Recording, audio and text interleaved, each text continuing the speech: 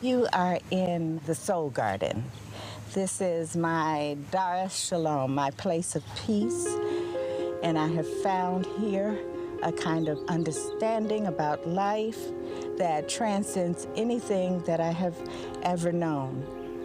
Lifelong Chicagoan and former Southsider Beverly Reed Scott has made it her mission to ensure the stories of these women, what they went through in life and in their deaths, are never forgotten. Because years ago, she was one of them. The Hunt for the Chicago Strangler is a three-part docuseries shining a light on the unsolved murders of dozens of women, mostly black women, across the city of Chicago. Joining us now with more is Beverly Reed Scott. Thank you so much for being here. Thank you so much for having me. Well, and what we heard in the clip, which I don't think a lot of people understand, is that you are not directly tied to any of these cases. You just didn't want these women's voices to be silenced, correct? That's exactly right. When Pam Zeckman did a story on the women, it just came through and touched me deeply, and I felt that, okay, it's time to move, answer the call, and show up for these ladies. So at the time, there was a group, the Murder Accountability Project out of D.C. Yes. They discovered there were 51 unsolved murder cases, but that only went up to a certain period in Chicago. There have been many cases since then. Since then and before then. Absolutely. Particularly when you talk about black women. You know, it is unfortunate that there is less of a concern or a cry when black women are involved. And so that's another part of why I wanted to get engaged and put these ladies up front. I didn't expect everything that happened, but I'm very grateful. And so what are your theories about what happened? Because the police seem stumped on a lot of these cases. Well, you know, I think it's because the culture of our neighborhoods is different, because we have come up, you know, through the Great Migration, come up, embedded in the different neighborhoods, and created a culture that is our own, but is tied to the American dream. And so I think people really don't understand, and that's what's great about this docuseries. You know, I served as a consulting producer, and my goal was to make sure that the black community is seen as a whole, not just a piece, not just murdered black women, but their fathers, their mothers, their neighbors, and the neighborhoods.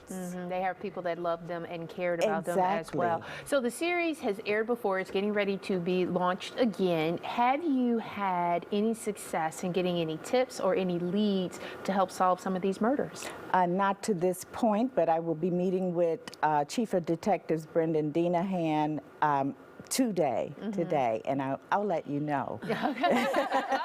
Well, we'll keep an eye on that. You got to keep pushing it forward, you know, to keep it in the headlines so people are paying attention, so somebody may jar a memory, right? Yeah, and you know, in the community, we knew that women were being found.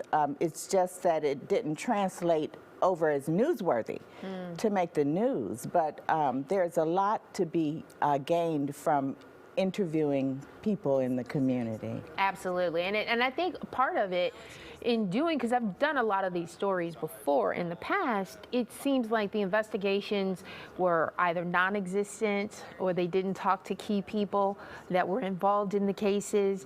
It was just an absolute dismissal of their deaths. Even in the docuseries, when you meet the father and daughter of one of the victims, he talks and speaks to that very, very emotionally. Yes. Yeah. They must be so thankful to you, because I know that these families, after these crimes occurred, you know, shout from the rooftop, but their voices also often fall silent. Well, I think everything is in divine order. So when I found out about it and listened and did the vigil with the help of my two sister friends, Katina Russell and Robin Smith, it shook something. You know, in the ethers, it shook something, and so it opened up.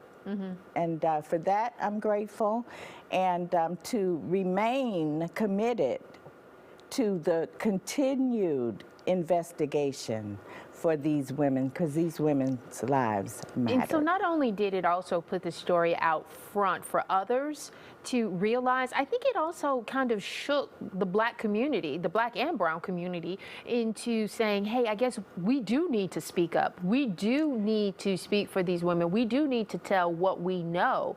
Because the theory right now is that there's one person out there doing all of this, but there is conceivably maybe others, or it could be a single domestic violence type case. But whatever the case may be, the information needs to be shared so these cases can be solved. Wouldn't you say that that's really what came of this?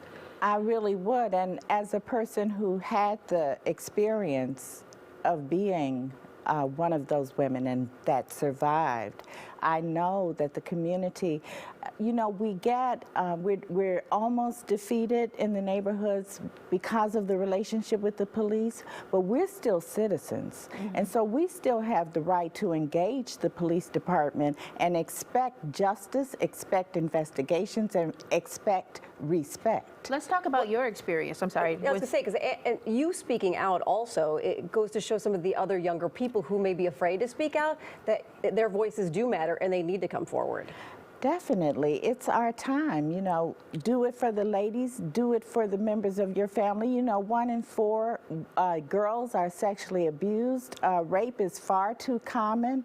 So when we step up, when we put our story out there in the way that it's done in the docuseries, then it's to give courage so that others come forward and others come forward to advocate on behalf of our ladies, but also of themselves and our community. Real quickly before we leave, acquaint our audience about what happened to you. You say you're a survivor. Yeah, back in the 70s and 80s, hitchhiking was kind of cool, and I took a ride with a gentleman who rode me to the railroad track and raped and strangled me. I saw my life flash before me, and then I decided, as bad as my life was at that time, I still wanted to live, and so I feigned death. And he bought it, and he leapt up and ran away, and I'm still here. I'm still here. Do you think he might be connected to any of these cases? I'm hoping he's dead by now. I'm sorry to say that out loud, but this was 20 years ago, you know, so he may be gone. A little bit more than 20 years ago. Okay, all right. No, but, you know, I do believe that there are more than one serial killer. Rape and strangulation is common among men who violate women. Well, thank you so much for sharing your story. Hopefully it'll inspire others to speak out as well. Thank you. Thank you for Beverly. having me. And thank you, WGN, for caring. All right, that docuseries is coming up again this weekend. Yeah. It's airing tomorrow.